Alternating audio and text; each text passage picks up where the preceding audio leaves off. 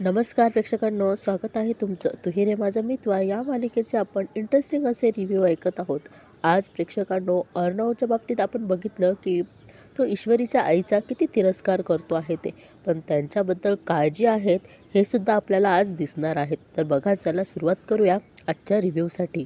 जावयाकडून आपली काहीही चूक नसताना हे असले चुकीचे आरोप ऐकून इकडे सुप्रियाताई म्हणतात की नाही इशू, त्याचं काही नाही वाईट वाटत मला, पण तुमच्या दोघांमध्ये एवढा मोठा गैरसमज झालेला त्याचं मला जास्त वाईट वाटतं, असं सुप्रियाताई ईश्वरीला म्हणत असतात. आणि इकडे सुप्रियाताई म्हणतात की खरंच खूप वाईट झालं हे सगळं. तेवढ्यात ईश्वरीला आता काय आठवतं माहित नाही. ती म्हणते की आई, ती म्हणते की हे सगळं नमुताईला. सुप्रियाताई म्हणतात की नाही नाही, त्या म्हणतात की मी तिला अजून काही सांगितलं नाहीये यातलं. इकडे ईश्वरी म्हणते की आई, मला एक सांगू शकशील का? सुप्रियाताई म्हणतात की काय? ईश्वरी म्हणते की तुला त्या हॉटेलमध्ये इंटरव्ह्यूसाठी बोलवणारी ती बाई कोण होती? ईश्वरी म्हणते कदाचित हे सगळं मुद्दाम तिनेच घडवून आणलं असेल तर. आता इकडे प्रेक्षकांनो, ईश्वरीचा तर्कवितर्क तर बरोबर आहेत, पण आता ती प्रूव्ह कसे करेल? आणि इकडे सुप्रियाताईंनी तर अजून वल्लरी मामीला बघितलेलं सुद्धा नाहीये, तर कसं होईल हे बघायला प्रेक्षकांना आता मज्जा येणार आहे. इकडे ईश्वरी आईला म्हणते की आता सुप्रियाताई आठवण्याचा प्रयत्न करत असतात. ती ईश्वरीची आई म्हणते की ती बाई. ईश्वरी म्हणते की आठवण्याचा प्रयत्न कर ना आई, कोण होती ती बाई? सुप्रियाताई म्हणतात की नाही ग इशू, इतक्या वर्षांनी कसं आठवणार आहेत मला? म्हणजेच काही मिनिटांसाठीच आमची भेट झाली होती, त्यामुळे इतक्या वर्षांनी नाही ग, नाही नाही आठवत आहे मला. सुप्रियाताई म्हणतात की ती बाई समोर आली ना तर कदाचित ओळखू शकेल मी तिला. सुप्रियाताई म्हणतात की आत्ता तुम्हाला जर विचारशील कशी दिसायला होती तर नाही सांगता येणार ग मला. ईश्वरी म्हणते की हरकत नाही, निदान मी या बाबतीत तरी अर्णव सरांशी बोलू शकेल. त्यांच्या प्रश्नांची उत्तरं देताना माझी एक बाजू असेल, ती मला त्यांना समजावून सांगता येईल. सुप्रियाताई पण म्हणतात की असंच होऊ दे. आता इकडे ईश्वरीचे मनात जे प्रश्न पडलेले होते त्याचं सगळ्यांचं निरसन झालेलं असतं, त्यामुळे तिला पण आता थोडं हलकं हलकं वाटत असतं. सुप्रियाताई म्हणतात की हे सगळं कळल्यावर त्यांना त्रास होणं साहजिकच आहेत ग इशू. इकडे सुप्रियाताई म्हणतात की पण इशू, ते तुझ्याशी बोलता आहेत ना? इशू म्हणते की आई, आई अगं त्यांना खूप तकलीफ होती आहे अगं, आणि आता मी हे सगळं सांगितल्यावर त्यांची तकलीफ थोडी तरी कमी होईल आणि हे खात्रीने त्यांना पटवून देऊ शकेल की ह्या सगळ्यात माझ्या आईची काही चूक नाहीये. आणि बघा प्रेक्षकांना, आता इकडे ईश्वरीला सुद्धा थोडासा दिलासा आलेला असतो, पण आता ती अर्णवला कसं समजावून सांगणार आहेत हे पण आपण बघू. इकडे सुप्रियाताई म्हणतात की ते विश्वास ठेवतील ना? सुप्रियाताई म्हणतात की नीट सांग त्यांना. ईश्वरी फक्त मान डोलावते. प्रेक्षकांना ती खूप रडत असते. त्या म्हणतात की आणि काळजी घे. ईश्वरी म्हणते की चल आई, मला निघायला हवं, मी निघते. आणि ईश्वरी पर्स घेते आणि परत आईजवळ येते आणि म्हणते की आई, आता अर्णव सरांची गलतफहमी दूर करणारच मी, येते, काळजी घे आणि इकडे सगळेजण ब्रेकफास्ट करत असतात. बघा, ईश्वरी नसते, त्यामुळे आजी अर्णवला विचारतात काय रे चिंटू, ईश्वरी कुठे आहे? त्या म्हणतात की दिसलीच नाही मगापासनं. इकडे अर्णवचं उत्तर ऐकून सगळेजण थोडे शॉक होतात. तो म्हणतो गेली असेल कुठेतरी, मला नाही माहीत. इकडे मामा म्हणतात की अरे, तुझी बायको तुला न सांगता कुठेतरी बाहेर गेली आणि तुला हे माहित नाही? मामा म्हणतात की कमाल झाली म्हणायची. अर्णव म्हणतो की नाही माहित मला. इकडे आजी म्हणतात की अरे, गणपतीच्या प्रसादासाठी काय करायचं असं तुझ्या सुगरण बायकोला मी विचारणार होते आणि तिला वेळ असेल तर माझ्या बरोबर देवळात नेणार होते. इकडे आता आकाश म्हणतो की इथे आजी साहेबांना आता वहिनी साहेबांना सतत सोबत कुठेतरी घेऊन जायचं असतं. They are in the best age in the house. थोड्यात अंजली म्हणते की हो बरोबर आहे, ईश्वरी लाडकी नाचून आहेत रे बाबा, आता आपला भाव कमी झाला आहेत आकाश. इकडे आजी या दोघांना म्हणतात की मला त्रास द्यायचा नाही. सगळेजण हसतात, पण अर्णव बघा एकदम शांत असतो. आता आजी म्हणतात की माझी सून आहेच गुणी, तिच्या वयाच्या मानाने फार समंजस आहे ती पोर, तिचं कितीही कौतुक केले ना तरी कमीच पडेल, कळलं? मामा म्हणतात की हे 100% मान्य आहेत मलाही. इकडे आकाश बघा आता काय म्हणतो. तो म्हणतो की आजी, बाय द वे आजी, तुला गणपतीच्या प्रसादासाठी पेढे चालणार असतील तर नम्रताच्या क्लाउड किचन मधून ऑर्डर देऊयात का? आजी म्हणतात की हो, काहीच हरकत नाही, त्यांची क्वालिटी खात्रीचीच असेल, तिथूनच मागव. आकाश म्हणतो की ग्रेट. आकाश म्हणतो की मी लगेच ऑर्डर करतो ॲपवरनं. इकडे बघा मामांचं लक्ष अर्णवकडे जातं की तो काहीच रिॲक्ट होत नाही, बोलत नाहीये. आणि इकडे बघा आकाश ऑर्डर करायला घेतो तेव्हाच त्याला कळतं की ॲपमध्ये काहीतरी प्रॉब्लेम आहे. तो म्हणतो की ऑर्डरच प्लेस होत नाहीये. इकडे अंजली म्हणते की अशाने तर त्यांचे खूप नुकसान होईल ऑर्डर नाहीच केल्या तर. इकडे आकाश म्हणतो की एक्झॅक्टली. बघा मी तुम्हाला म्हटलं ना की अर्णवला त्यांची किती काळजी आहे. आता अर्णव स्वतः तर नाही जात पण आकाशला सांगतो.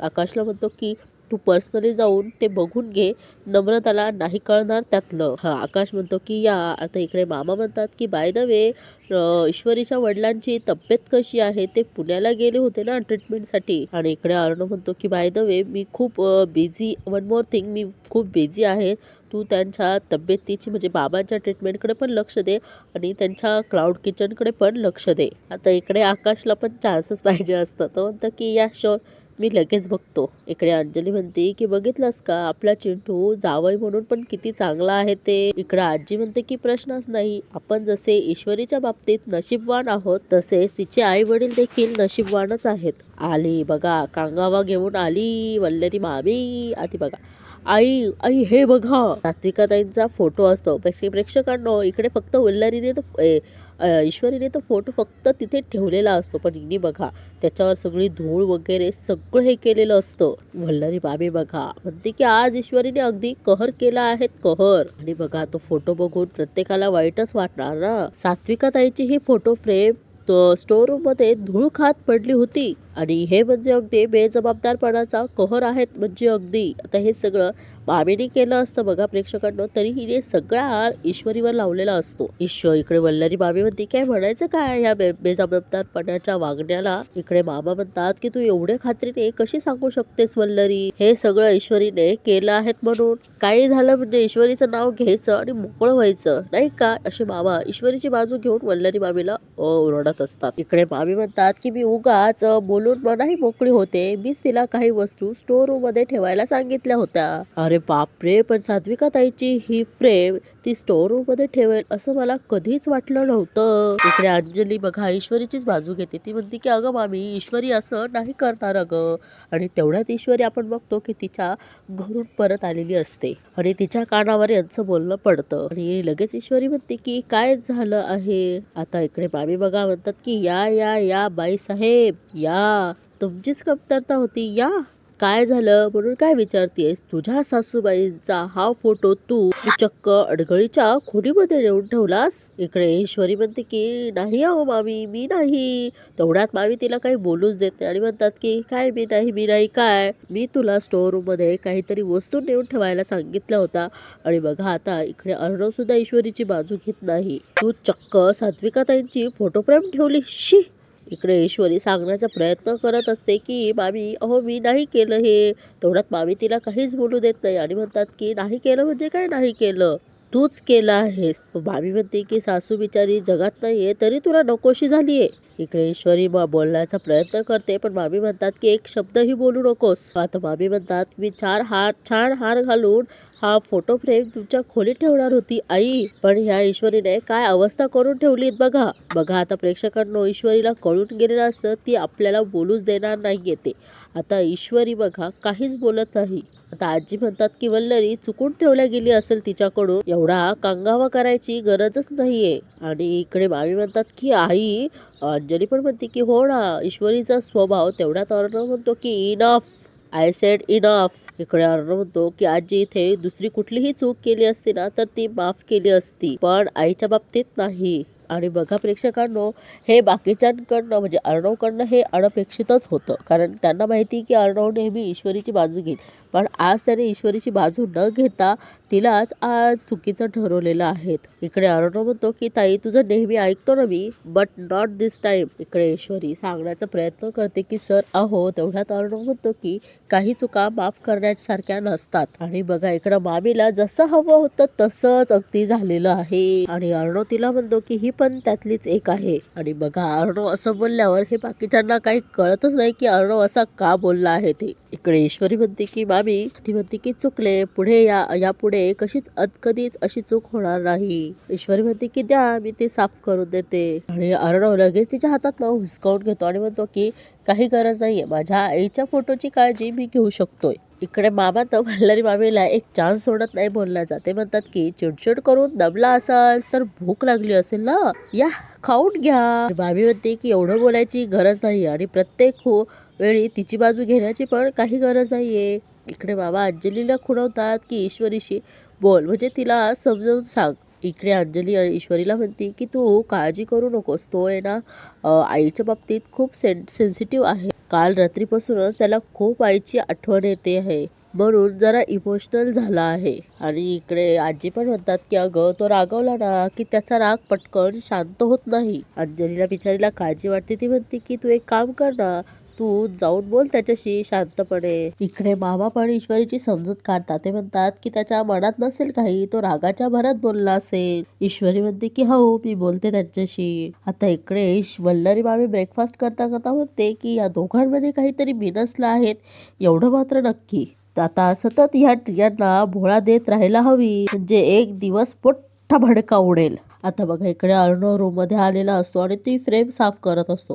तेवढ्यात ईश्वरी येते आणि म्हणते की सर, मला फक्त एकदा तुमच्याशी बोलायचे सर, प्लीज. अर्णव तिला ओरडून म्हणतो की तुला एकदा सांगितलेलं कळत नाही का. ईश्वरी म्हणते की सर प्लीज एकदा ऐकून घ्या ना, मला काय म्हणायचंय ते प्लीज. अर्णव म्हणतो की तुझ्याशी बोलणं तर सोड, तुझ्याकडे बघण्याची सुद्धा इच्छा नाहीये माझी, स्टॉप इट. ईश्वरी म्हणते की सर अहो कुणाची गलती हे कळलंय मला. अर्णव म्हणतो की प्लीज स्टॉप इट. अर्णव म्हणतो की तू सांगायची गरज नाहीये, त्याची चूक आहेत ना, त्याला ऑलरेडी पनिश केलं आहेत मी, सो स्टॉप इट. इकडे नमू म्हणते की शिवाय सगळा झमेला झालाय त्या क्लाउड किचनच्या ऍपचा. इकडे सुप्रियाताई म्हणतात की म्हणजे अजून झालंच नाहीयेत का. नमू म्हणते की नाही ना ग आई, ऍपचा प्रॉब्लेम असल्यामुळे एकही ऑर्डर आलेली नाही. इकडे सुप्रियाताई म्हणतात की हे भगवान. नमू म्हणते की आई, एकदा दोनदा कॉल केला होता मी जिजूंना, पण अगं त्यांनी कॉलच नाही उचलला. सुप्रियाताई म्हणतात की नमू, तुला किती वेळा सांगितलं की छोट्या छोट्या गोष्टींसाठी त्यांना फोन करत जाऊ नकोस, अगं ते बिझी असतील. नमू म्हणते की अगं आई, मी त्रास द्यायला फोन केला होता का त्यांना, अगं ह्या ऍपच्या प्रॉब्लेम मुळेच फोन केला, बाकी काही नाही. सुप्रियाताई म्हणतात की आता जे काही असलं तर तू आता ह्या गोष्टी तूच करायला शिक. सुप्रियाताई म्हणतात की उठ सूट त्यांना फोन करायचा नाही आणि आपलं टेन्शन सतत दुसऱ्याला देणं बरोबर नाहीये. आणि तेवढ्यात आकाश तिथे येतो आणि म्हणतो की डोंट वरी काकू, मी आलो आहेत ना. इकडे नमू म्हणते की आकाश सर तुम्ही. आकाश म्हणतो की तुझं प्रॉब्लेम सॉल्व्ह करायला आलो आहेत मी. आकाश म्हणतो की काका, तब्येत कशी तुमची, बरे आहात ना. इकडे आकाश काकूंना म्हणतो की काकू अजिबात टेन्शन घेऊ नका, आता मी आलो आहेत ना तर हा प्रॉब्लेम सॉल्व्ह करूनच जाणार आहेत मी. इकडे नमू म्हणते की थँक्यू आकाश सर. आकाश म्हणतो की प्रॉब्लेम सॉल्व्ह करू दे आधी, मग थँक्यू म्हण. इकडे सुप्रिया काकू मनोमन म्हणतात की अर्णव स्वतः आले नाही, याचा अर्थ ते अजूनही त्याच दुखात आहे. सुप्रियाताई म्हणतात की तुम्ही बसा ना, मी यांच्या औषधांचं बघते आणि तुमच्यासाठी चहा घेऊन येते. आकाश म्हणतो की ओके. अर्णव खूप चिडतो आणि म्हणतो की तुला कळत नाही का, एकदा सांगितलेलं नाही ऐकायचंय तुझं. ईश्वरी बिचारी म्हणते की सर प्लीज माझं ऐकून घ्या सर प्लीज. अर्णव तिचा हात सुद्धा झटकतो. ईश्वरी म्हणते की मला जे कळलं ते तुम्हाला कळणं खूप जरुरी आहे सर. ईश्वरी म्हणते की सर, एका गोष्टीच्या दोन बाजू असतात हे तरी मानतात ना तुम्ही. ती म्हणते की माझी बाजू ऐकून घ्या ना प्लीज. ईश्वरी म्हणते की सर, तुमच्या आईच्या मृत्यूला माझी आई जबाबदार नाहीये. ईश्वरी म्हणते की प्रेम प्रकरण वगैरे तर दूर, पण माझी आई तुमच्या वडिलांना फक्त एकदा भेटली होती आणि तेही फक्त नोकरीसाठी. आणि त्याच वेळेला नेमके ते सगळे फोटो काढलेत गेले आणि त्या बातम्या छापून आणल्यात गेल्या. एका बाईने माझ्या आईला त्या हॉटेलमध्ये जायला सांगितलं जिथे तुमचे वडील होते. त्या बाईनेच माझ्या आईला सांगितलं की रमाकांत राजशिर्के इंटरव्ह्यू घेणार आहेत, सगळ्यांची नोकरीसाठी म्हणून. आणि आता बघा ईश्वरी ते सगळं सांगत असते ते तिच्या आईने तिला सांगितलेलं असतं. पण यावर अर्णवची रिॲक्शन काय असते ना हे आपण बघूया. आता ईश्वरी अर्णवला सांगते की सर हे सगळं असं घडलं आहे. ईश्वरी म्हणते की हे सगळं ऐकूनही तुम्हाला असंच वाटतं का इथे माझ्या आईचा दोष आहे? ईश्वरी म्हणते सर दोष असेल ना तर त्या बाईचा आहे. तिने मुद्दा माझ्या आईला तिथे जायला लावलं असं वाटतंय मला. आणि इकडे आता नमू आकाशला पाणी देत असते आणि त्या आकाशचा हात नमूच्या हाताला लागतो आणि दोघं एकमेकांमध्ये मग्न होऊन जातात. इकडे सुप्रियाताई म्हणतात की नमूला कसं समजवणार आता? क्लाउड किचन साठी का होईना पण अर्णव आता तिचा फोन नाही उचलणार. त्या म्हणतात की नमूलाही हे सगळं सांगावे लागेल आता. सुप्रियाताई म्हणतात की देव पण काय वेळ आणतोय माझ्यावर काहीच कळत नाहीये. आणि सुप्रियाताई म्हणतात की हो या परिस्थितीमध्ये आकाशची सुद्धा मदत घेणं योग्य नाहीये. नमूला समजवणार तरी कसं? इकडे अर्णव बघा म्हणतो की अमेझिंग, छान, अनबिलिव्हेबल अशी स्टोरी रचली आहे तू आणि तुझ्या आईने मिळून. अर्णव म्हणतो की दुसरं कोणी असतं ना तर लगेच विश्वास ठेवला असता. ईश्वरी म्हणते की सर अहो हे सगळं घडलंय, असंच घडलं आहे सर. अर्णव म्हणतो की कसा विश्वास ठेवू तुझ्यावर मी? कसा विश्वास ठेवू? काय पुरावा आहेत? ईश्वरी म्हणते की सर माझ्याकडे पुरावा नाहीयेत. मी जे बोलते ते खोटं होत नाही ना. अर्णव म्हणतो की तू जे बोलते तेही खरं होईल असंच नाही ना. अर्णव म्हणतो की आणि कोण आहे ती बाई? कुठे आहे ती बाई? इकडे बघा आकाशने प्रॉब्लेम सॉल्व्ह केलेला असतो. आता इकडे नमू म्हणते की आकाश सर तुम्ही ना एकदम ग्रेट आहात. आणि बघा आता इकडे नमू त्याचा हात हातात घेते आणि म्हणते की थँक्यू थँक्यू थँक्यू सर. आणि आकाशही म्हणतो की यू आर मोस्ट वेलकम. आणि इकडे आकाश म्हणतो की नम्रता मी तुझ्यासाठी काही पण करू शकतो माहितीये ना. नम्रता म्हणते नाही. आकाश म्हणतो काय? नम्रता म्हणते हो. आकाश म्हणतो हो. आता इकडे अर्णव म्हणतो की त्या बाईला माझ्यासमोर आणून उभं कर. तुझ्या आणि तुझ्या आईच्या ह्या सगळ्या स्टोरीवर मी विश्वास ठेवेल. आणि ईश्वरी बोलण्याचा प्रयत्न करते पण अर्णव म्हणतो की मला नाही बोलायचं आहे तुझ्याशी. आणि इकडे आता सुप्रियाताई काही घरात जात नाही. त्या बाहेरच ईश्वरीची वाट बघत असतात. ईश्वरी बाहेर येते आणि ईश्वरी आईला म्हणते की आई. आणि तिची आई म्हणते की तू कामात होतीस का ग? ईश्वरी म्हणते नाही पण तू इथे आलीसच का? ईश्वरी म्हणते की अर्णव सरांनी तुला जर इथे पाहिलंय तर काय होईल याचा अंदाज तरी आहेत का तुला? सुप्रियाताई म्हणतात की काय करू मला राहावे ना. आपली बाजू समजावून सांगणार होती अर्णवला. त्यावेळेस तो काय म्हणाला हे मला जाणून घ्यायचं होतं. बरं काही केलं ना तुझा फोनही येईना. म्हटलं जावं थेट. त्या म्हणतात की गेट पाशी आल्यावर ना माझं आतमध्ये यायचं धाडसच झालं नाही म्हणून मी तुला फोन केला. बोललीस का तू आणि सांग ना काय म्हणाला त्यावर अर्णव? इकडे सुप्रियाताई म्हणतात की सांग ना तो काय म्हणाला? ईश्वरी म्हणते की अगं ती विश्वासच ठेवत नाहीये यावर. ईश्वरी म्हणते की त्यांना हे सगळं खोटं वाटतं आहेत आई. ते मला म्हणाले हे सगळं खरं आहे याचा पुरावा आहेत का तुमच्याकडे? की त्यांची एवढी मोठी गलतफहमी झाली आहेत ना ते माझं काही ऐकूनच घ्यायला तयार नाही. ईश्वरी म्हणते की आई सांग ना मी काय करू? तेवढ्या सुप्रियाताई म्हणतात की आता इशू जे काय करायचं आहेत ना ते मीच करते. आज जाणार थेट अर्णवला भेटणार आणि भेटून त्याला सगळं सांगणार. त्याला ऐकून घ्यावं लागेल ह्या आईचं. ईश्वरी म्हणते की नाही आई असा विचार सुद्धा मनात आणू नको. सर नाही ऐकणार. सुप्रियाताई म्हणतात की नाही इशू ज्या घटनेमुळे मला इतका त्रास झालाय त्या घटनेमुळे मी तुझा संसार मोडू देणार नाही. आणि बघा इकडे सुप्रियाताई ईश्वरीचं काही ऐकत नाही. ती म्हणते की आई थांब ना. सुप्रियाताई म्हणतात की नाही इशू मी आता अर्णवशी बोलेलच आणि आपण बघतो. आणि बघा तेवढ्याच समोर अर्णव येतो. अर्णव बघा रागाने ईश्वरीकडे बघतो आणि सुप्रियाताईंकडे सुद्धा खूप रागाने बघत असतो. आणि बघा इकडे ईश्वरी म्हणते की सर अर्णव म्हणतो ईश्वरीला गेटच्या आतमध्ये येण्याची हिंमत कशी झाली यांची? इकडे तिची आई म्हणते की तुम्हाला वाटतंय तसं काहीच नाहीये अर्णव. त्या म्हणतात की आमची पण काहीतरी बाजू आहेत आणि ती तुम्हाला ऐकून घ्यावीच लागेल. अर्णव म्हणतो की काय ऐकून घ्यावं लागणार? अर्णव म्हणतो की हिने मला जी स्टोरी सांगितली तुम्ही पण मला सांगणार ना ती स्टोरी? अर्णव म्हणतो की तुम्हाला काय मी स्टुपिड वाटलो तुमच्या या फालतू स्टोरींवर विश्वास ठेवायला? अर्णव म्हणतो की सर तुम्हाला राग आलाय, तुम्हाला वाईट वाटतंय पण प्लीज तुम्ही माझ्या आईशी असं बोलू नका. अर्णव म्हणतो की तू समजू शकली असतीस ना तर तू हे बोललीच नसती. ह्या बाईमुळे माझ्या आईचा जीव गेला आहे. अर्णव म्हणतो सुप्रियाताई म्हणतात की अर्णव तुम्हाला माझ्याबद्दल राग आहेत हे मी समजू शकते पण एक गोष्ट खरं सांगते यातलं इशूला खरंच काही माहित नव्हतं. अर्णव त्यांचं काहीच ऐकून घेत नाही आणि म्हणतो की बस मला काहीच ऐकून घ्यायचं नाहीये तुमच्यामुळे मी माझ्या आजीला आणि ताईला झालेला त्रास टॉलरेट नाही करू शकत. अर्णव त्यांना डायरेक्ट म्हणतो की आजपासून तुम्हाला माझ्या घराचे दरवाजे डायरेक्ट बंद. तिची आई म्हणते की हात जोडून फक्त एकच विनंती करते, तुम्हाला मी कसं सांगू म्हणजे विश्वास बसेल. माझी आणि तुमच्या बाबांची साधी ओळखही नव्हती. अर्णव म्हणतो की प्रूफ द्या मग. सुप्रियाताई म्हणतात की प्रूफ. अर्णव म्हणतो की तुमचं यामध्ये काहीच नव्हतं, याचं प्रूफ द्यायचं आणि नंतरच माझ्यासमोर यायचं. That's it. बघा एवढं बोलून अर्णव तिथनं निघून जातो. पण अर्णव काही या दोघींचंही ऐकत नाही. आता अर्णव बघा ह्या दोघी उभ्या असतात पण अर्णव काहीच बघत नाही. तो डायरेक्ट सरळ गाडी चालवतो. तर ईश्वरी आईला बाजूला करते. इकडे ईश्वरी म्हणते की आई आई मी तुला सॉरी म्हणते ग त्यांच्या वतीने. सॉरी. सुप्रियाताई म्हणतात की इशू तू का सॉरी म्हणतेस? माझ्या उरलेल्या आयुष्यामध्ये मी रोज तुला सॉरी म्हटलं ना ते सुद्धा कमी आहे. सुप्रियाताई म्हणतात की पण इशू आज मी तुला एक वचन देते, माझ्या भूतकाळाला तुझा संसार मी मोडू देणार नाही मोडू देणार. आणि बघा प्रेक्षकांनो, इकडे आता ह्या मालिकेचा एपिसोड संपतो. आता ईश्वरी आणि तिची आई कसं ते प्रूफ शोधून काढणार, कसं त्या बाईला समोर आणणार हे आपण पुढे बघणारच आहोत. आता बघा इकडे पुढील भागामध्ये ईश्वरी अंजलीला विचारते की ऐश्वरी विचारते की सर आधी चिडल्यावर काय करायचे. इकडे अंजली म्हणते की तुला चिंटूचं एक सिक्रेट सांगते. आणि अंजली म्हणते की हे बघ, हे आमच्या आईने ना आमच्या लहानपणी आमच्या आवाजाचे सगळे गाणे गोष्टी सगळे रेकॉर्ड करून ठेवलेले आहेत. आणि इकडे मामी राकेशला म्हणते की लवकरात लवकर अर्णव आणि ईश्वरीमध्ये कायमचा दुरावा येणार एवढं मात्र नक्की. आणि इकडे हा राकेश म्हणतो की खोलीतली भांडणे अगदी चव्हाट्यावर यायला हवी, म्हणजे अगदी सगळ्यांसमोर. आणि बघा इकडे इकडे ईश्वरीने ते रेकॉर्डर तिथे ठेवलेलं असतं. अर्णव म्हणतो की हे तर माझ्या लहानपणीचं रेकॉर्डर आहेत आणि ते लहानपणीचं असल्यामुळे अर्णव ते ऑन करतो. इकडे ईश्वरीचा आवाज असतो. ती म्हणते की राग बाजूला ठेवून सर प्लीज माझं ऐकून घ्या. अर्णवला तिचा आवाज ऐकल्यावर अजूनच संताप होतो आणि